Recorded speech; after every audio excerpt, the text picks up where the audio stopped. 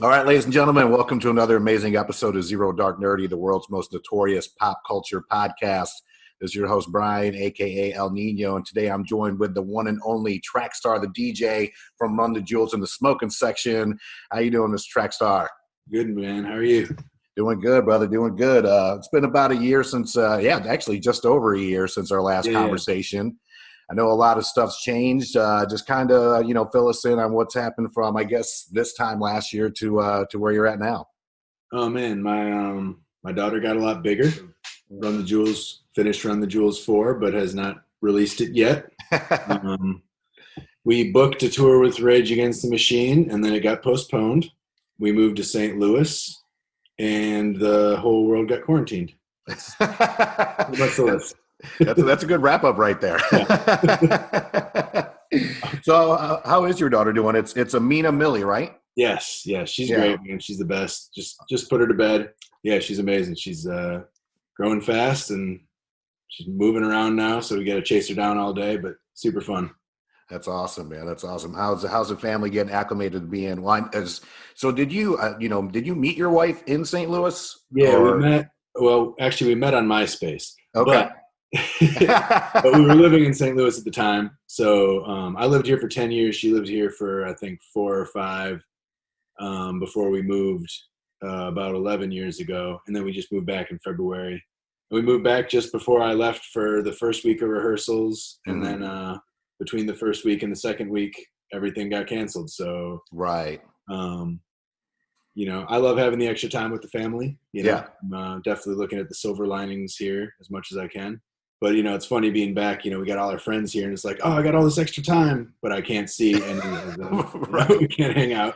Right. But it's great to be back, man. We love St. Louis. It's where, we moved back because it's where we still have the most friends and the most community. So it's a great place. A lot of good people. That's awesome too. And I mean, you're right, kind of like smack dab in the middle of the country too. Yeah, for sure. Yeah, and as you were speaking about the Rage tour, so tell me like how that all came about and just your level of excitement for being able to, hopefully we all get through this, hopefully by summertime, and you guys could hopefully at least still do the second part of the tour. But when that was all coming about, like how did you find out, and what was your kind of like your first reactions about being able to tour with Rage Against the Machine? First of all, I just realized what your background is. That's awesome. I don't know. I don't understand how it took me a second to get that since we watched like 7 episodes a day. Yeah, we're moving up in the world in Zero Dark Nerdy. We changed the name. We got luscious backgrounds now. Yeah, but no, I mean, I was super hyped about it. I mean, I was at the Wu-Tang Rage show in Tinley Park, Illinois, in 1998. So I was hyped for sure. I think it just came about mostly through Zach and Elle's relationship, and Zach's relationship with all of us, over these last few years. But Zach and Elle go way back. Yeah. When they broke up the first time, I believe Zach stayed with Elle for a few weeks and they recorded music. So they've got. Oh wow. They at one point Elle was going to produce an album for them, and that just didn't happen. But they go way back. So I think that's the main impetus for all of it. Okay. I wasn't involved in any of the negotiations or politicking of it. All of a sudden it was just like, hey, so I think we're going on tour with Rage. And it was just like, what the fuck, awesome. Once I think I saw it on your Instagram was where I think I saw it first, and I think I dropped my phone, and I'm glad I didn't break it, because I mean, to me that's just a dream come true and one hell of a lineup. I unfortunately did not get to see Wu-Tang and Rage together back when they first toured. I think I lived in Michigan at the time. Just moved there, and I was still kind of getting to know the lay of the land, but being able to see you guys plus Rage, who I've never gotten to see before. Like I said, hopefully it comes to fruition. Doing all this social distancing and all that. Hopefully we can get back to living a somewhat normal life here in the near future. Yeah, man, hoping so for sure. Awesome. So what can you tell us about RTJ4? Obviously, it's on everybody's minds. We're all waiting for it. I know that, and I'll get to the you guys working with Rick Rubin too in here a little bit. But what can you divulge without getting you in trouble about RTJ4? I mean, I really can't say much more than Elle's tweeted over these past few months. But I mean, it's hard as fuck. It's the hardest album so far, I think. Wow. The guests are not necessarily people you'd expect, but they all kill it. you know, it's crazy. It's like it's crazy to have been so close to releasing it and then all of a sudden have it like pushed back. Right. And I don't know how far they're pushing it back. I don't think we're gonna wait too much longer to drop it because I mean we're excited to get it out to the people, but you know we just got to make it make sense with whenever we're gonna be hitting the road. But yeah, man, it's incredible. Just you know, from hearing the first couple songs like early last year, and then just hearing it build, and then different songs go through different versions. It's really dope, man. I mean, those guys are incredible. And you know, L's just been in the studio nonstop for the last year and a half sculpting it, and it's sick, man. I wish I had more informational stuff to you besides just saying how good it is over and over. But no, man, it's all really good. Like I said, we're all excited about it. I mean, I'm glad that you know you guys were able to drop Yankee and the Brave. Mm-hmm. La La. That's one of my. We had a remix episode Okay. probably about 6 months ago. Okay. And you know, Dwick was definitely at the top of the list, and being able to use that sample in there was perfect. And that's when I sent you the Instagram message, because that song is at the very end of the final episode of this season of Ozark. Yeah. So and I mean, the final like minute or two of Ozark so intense, and then to end it with that track, I was like, wow, this is just perfect. I still haven't seen it. I gotta check it out. Yeah, I got a buddy who works at Netflix. Actually, the guy who edited the Megamix video. Okay. And he works at Netflix, and he hit me. He's like, "Yo, I think I heard a new RTJ song on the show I'm working on." And I was like, "I don't know, man. I don't think they'd be, you know, putting a song out on a new show, you know, quite yet." Right. And I was like, "What does it sound like?" He's like, "It starts out with like this weird kind of out of tune piano, and then they're saying ooh la la." I was like, "Oh shit." Wow, you are actually hearing an RTJ4 song. That is dope. Awesome, man. Well, you know, talk to us a little bit about, you know, working with the man, the myth, the legend, Rick Rubin. So we didn't actually work with him. We recorded at his studio. Okay. And, you know, he sat in and like heard, you know, the album in the state it was in at that point. And I think he gave Elle some thoughts and stuff. But his studio is incredible. Mm-hmm. I mean, it's just a sick, crazy compound in Malibu. And, you know, just being around him a couple times, you know, he popped in and out here and there, was just super dope.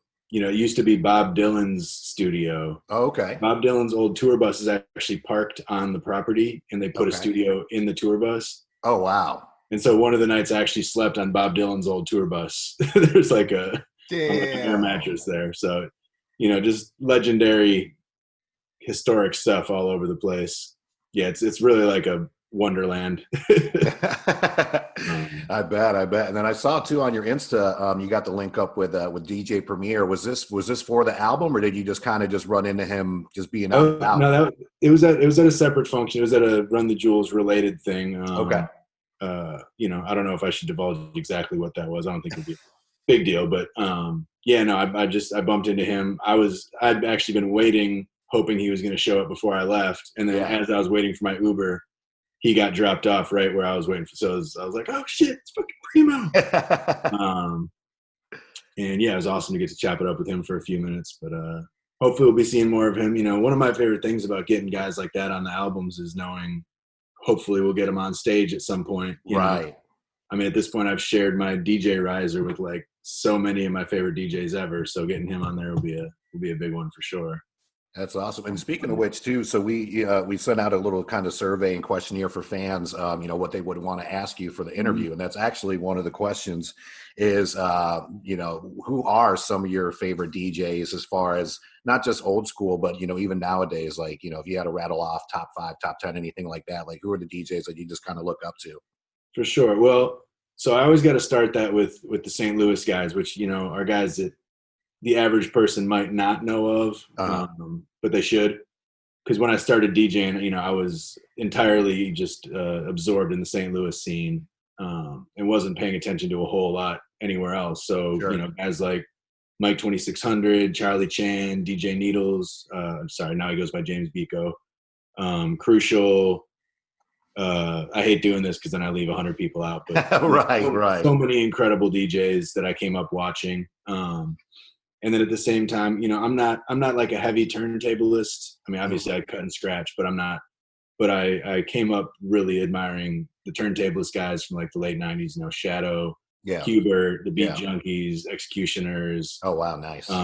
You know, all the Z Trip, all those guys, and then like mixtape guys are really kind of like who I feel like I am more on, like, because mixtape's always my thing. So guys like Static Selected, J Period, Green Lantern, all those guys, you know, I look up to and admire the way they do their thing. Scratch Bastard, Jazzy Jeff. I mean, there's so many. I know that was probably way more than 5 or 10, but no, you know, you're good. You know, there's a lot of guys I admire out here.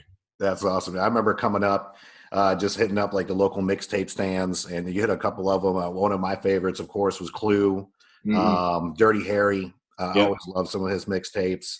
And what got me into DJing actually was the movie Juice. Okay. A lot of people say that one. Yeah, that was after I saw that. I was still young then at the time, but back in like '98, I worked at a Blockbuster Music. Okay. I worked overtime for about 2 weeks straight, and we were going to Queens to go visit some family members. And it was like my first ever paycheck that was like $1,000. And when you're like 18 years old, back then $1,000 might as well have been like 100,000. Right, for sure. So I went to Queens to Guitar Center, got 2 brand new techniques, the Newmark mixer, all that, and all I wanted to do was just scratch and battle. Did it for a little bit, but I had a daughter young, and I didn't have a lot of like equity or anything. So unfortunately, the turntables were the first thing to go. But I got back into it over the years, and I was going to say, you can always get it back. It's definitely one of those fun things that like you can do as a career, but you can also definitely just do for fun as much as you want. Yeah, and you can find a space for yourself in it. Definitely. So what exactly got you into DJing? So at first, I was just a fan, and I kind of like identified with DJs more, but I didn't really have any designs on participating in like producing or DJing or anything. But when I got to my college, I went to the radio station, and they had just this wall of hip hop records, and it was like every record I've ever wanted to hear. Yeah. So in order to get access to the records, I did a radio show. So that's kind of what started me DJing. And I think somewhere in my head I was already like kind of thinking about it, but it wasn't that serious. But really it was just to hear the records at first, and then it just snowballed and continued. And so I didn't really start till I was like 18, 17, 18. So I always think about guys like A-Track or whatever, who was DJing at like 11 or 12. Right. What an awesome advantage that is to be DJing all through middle and high school when you just didn't have anything better to do than just practice like 8 hours a day and stuff. God, no shit. That's when you're prime, because you're not working. You get to do kind of whatever you want. Yeah. And that's awesome. Another question from a fan here is, if you weren't the incredible DJ that you are right now, like what do you think your profession would have led to if it wasn't DJing or producing? I'd probably be in the NBA. I like it. No, I don't know. I think teaching is the kind of like the most obvious, easy answer. It was kind of the last job I had. I was teaching, PE, but that was like kind of like the last job I had before I started DJing for Mike, and then everything went the direction it did. But I've done a lot of stuff working with kids over the years, so I think that's probably what it would be. Before I was even DJing, I thought I'd be in the music industry, but more on the business side in some way. But then everything just kind of panned out to me actually DJing. So either in the music business side somewhere or teaching is probably the answer. Well, I'm glad that you're DJing and producing, man. So keep that shit up. Yeah. Me too. I like it better this way. There you go. I wanted to bring this up. I saw on your Instagram too that you joined the Questions Rap Trivia. Oh yeah, the other day, and just kind of talk a little bit about that. We host a couple trivia nights ourselves, and we throw everything in there from movies and music to hip hop. But I definitely want to hear about your experience with the questions. Yeah, that was dope. So they normally do that in LA, and when I lived in LA, I meant to go there like every week, but I just never made it out of the house. So I was glad when they started doing it online that I was able to connect with them. Steve Wonder is one of the guys who's involved, and I know him. I've DJed with him before. So he and I have been talking about it for a while. But I popped into the chat the week before because while I was in there, they were like, "Yo, we should get you on the show." So I was definitely hyped to do it. I was a little bit anxious because my brand's called Rap Fan, so it probably look pretty bad if I was terrible at hip hop trivia. Right. But I fortunately I did really well. I only got one question wrong. Nice. Which I was hyped about. yeah, it was cool. It was a fun process. They didn't throw me curveballs I couldn't handle, so I was just glad not to embarrass myself. There you go, living up to the rap fan name. I love it. I know you mentioned, being anxious, and this is something I wanted to personally ask. I have anxiety and suffer from depression, so I get anxious literally before just like podcast episodes, before interviews, even before hosting trivia in front of like 25 people. Sure. Like, how do you feel like, when you first started off doing it compared to now? Like, are the nerves still there before every show? Like, talk a little bit about that. Well, it's funny. I mean, I definitely have anxiety at times. Especially like when I was teaching and when I was teaching hip hop classes, I used to get really like anxious, like physically uncomfortable before classes sometimes if it was like a new environment or whatever. And when I started with Mike, it was definitely nerve wracking. And then it was cool because we just kind of gradually ramped up the size of the crowds. But really, once I got comfortable with rocking with Mike and Al, I'm not a spotlight person. I don't want all eyes on me. Right. The DJing for rap group's perfect for me because all eyes are on those guys. Yeah. And then I'm just kind of like in the background, playing my part. So it's funny. I don't get nervous before on the Jules shows almost ever anymore. Okay. 30,000 people opening for Eminem. I actually distinctly remember before that show, I'm like, why am I not nervous about this, dude? You should be nervous. Like, this right. is crazy. But on the flip side of that, if I'm DJing by myself, yeah, it could be a dive bar where I know it's not going to be more than 60 or 70 people and they're barely even going to be paying attention to me. Right.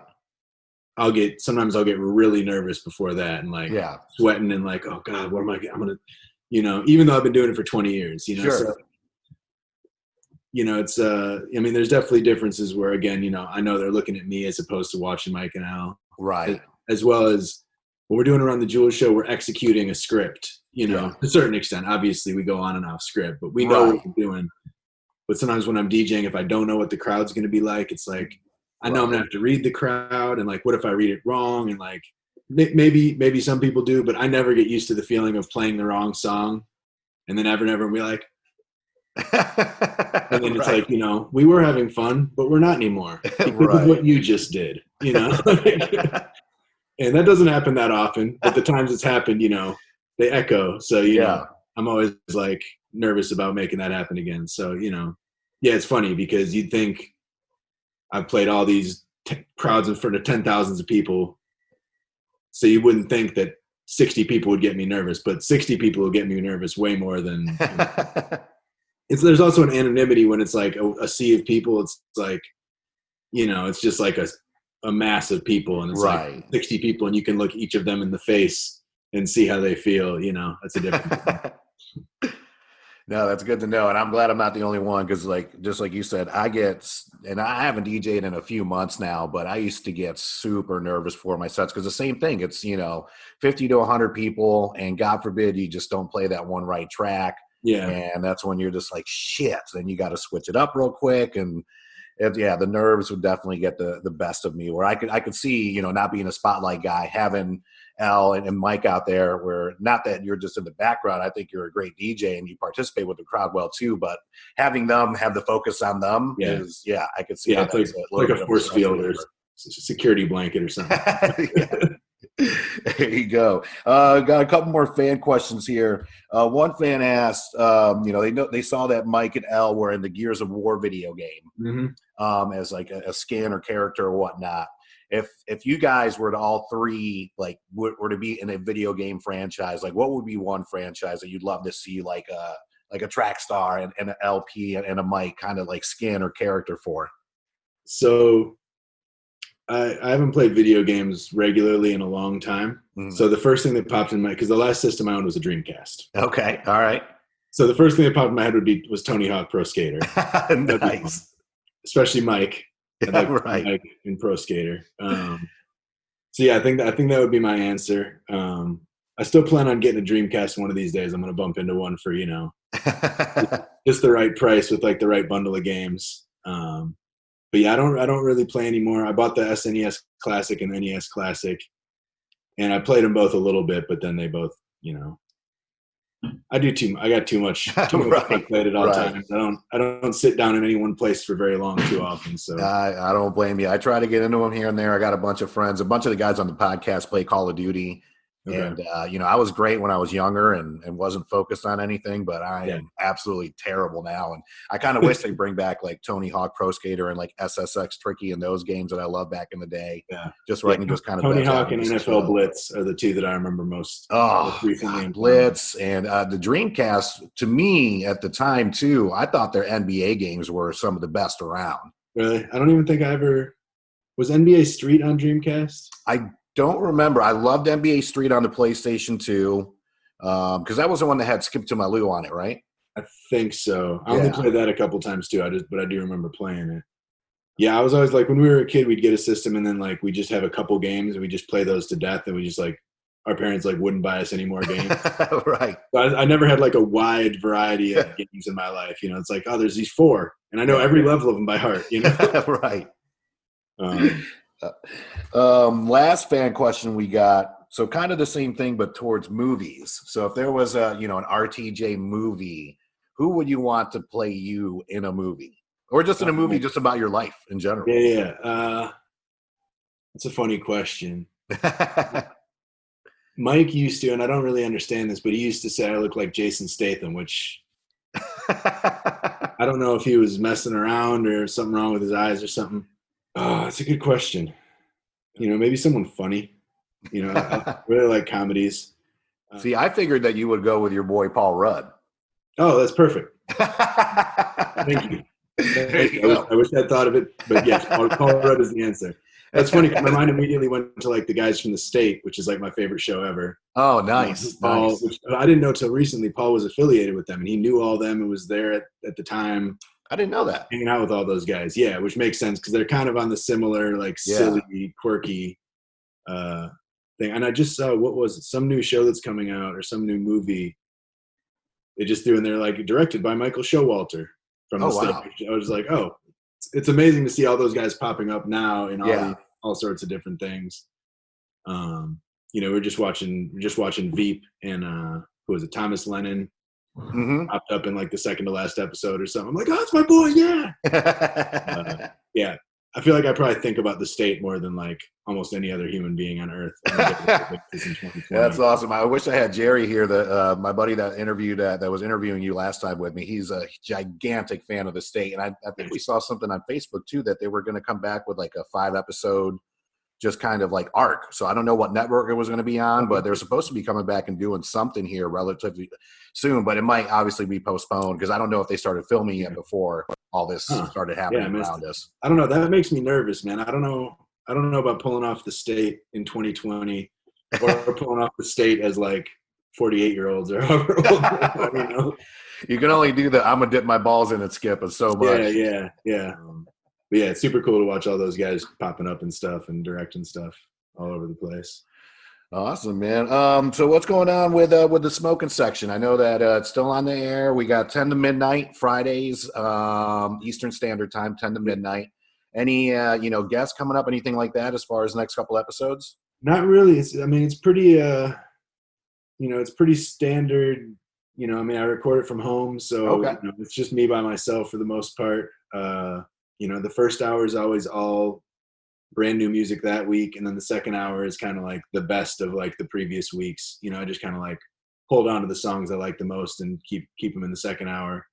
Thinking about trying some new formats out and playing a little bit more like old school stuff and mixing in some new ideas, but so far I've just been playing it the same way. There's a lot of music that comes out that it's hard to sift through it all. So that's always kind of like been, I feel like part of my role is, just kind of like filtering it out. And for people who don't have time to dig through it all, right, just like, here's the stuff you should hear, Yeah, I think you do an excellent job with that. I mean, especially for the artists too, because there are times where I'm listening to it, majority of them I don't know or I haven't heard of yet. And, I'll put it on, Shazam so I can see who it is or whatnot. So, I think you do an excellent job of, introducing and breaking out new talent. So thanks, man. That's my favorite.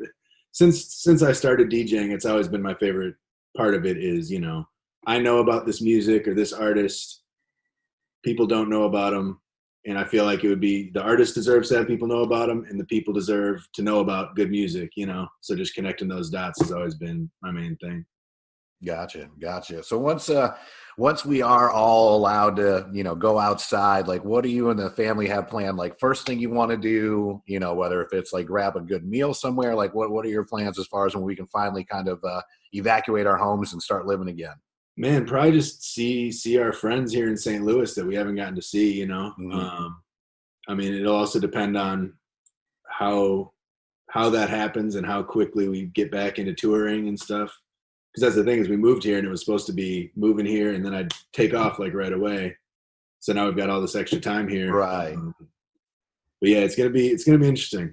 I don't know how it's all gonna pan out, but definitely getting out and seeing our friends who are the purpose of moving back here in the first place. Nice, Yeah.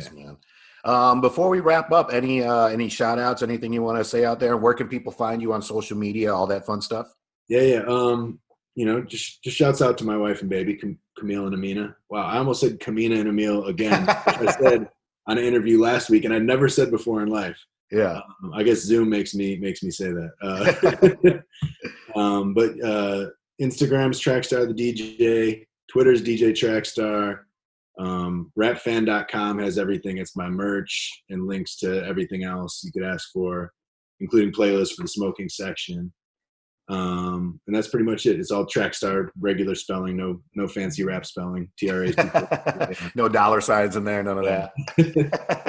Yeah, awesome. Trackstar, it's a pleasure having you on as always, my friend. I really do appreciate it. Make sure you check them out again. Smoking Section on Shade 4-5 from 10 to midnight, Friday nights, Eastern Standard Time. Go to the Rap Fan. It's rapfan.com, correct? Yep. Yes, sir. Rapfan.com for his merch, playlist. And then hopefully we'll get to see you on the road here soon. I know they haven't canceled the August 3rd date yet for Raleigh, but we'll see. We'll see what happens. Hoping. Excellent, man. Well, thanks again, brother. I'll catch up with you soon. Happens. For sure, man. Appreciate it. You got it.